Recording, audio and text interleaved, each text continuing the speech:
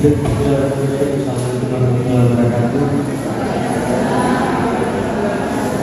Sebelumnya saya mengucapkan terima kasih kepada para hadirin penonton yang telah menyempatkan hadir pada acara malam ini kedua Duta Pelajar Kota Makassar 2023. Mungkin singkat saja, saya mengucapkan banyak terima kasih kepada pihak yang telah mendukung kami, sponsor-sponsor, media partner dan juga support yang telah melaksanakan kemudian Duta Pelajar Kota Makassar 2023. Kami selaku panitia pelaksana dan juga seluruh jajaran pengurus terutama apabila masih banyak kekurangan yang ada pada acara pemilihan kami, dan kami juga mengucapkan banyak terima kasih pada khususnya pihak pemerintah Kota Makassar, Dinas Pendidikan Kota Makassar, dan Dinas Pendidikan Provinsi Sulawesi Selatan.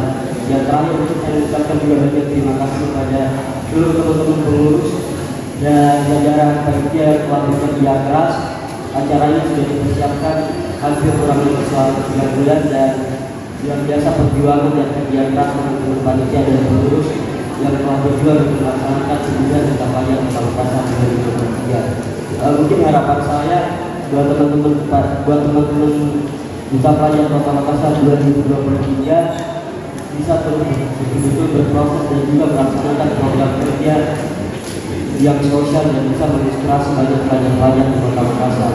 Mungkin nanti bisa saya sampaikan, kami mohon dimaafkan.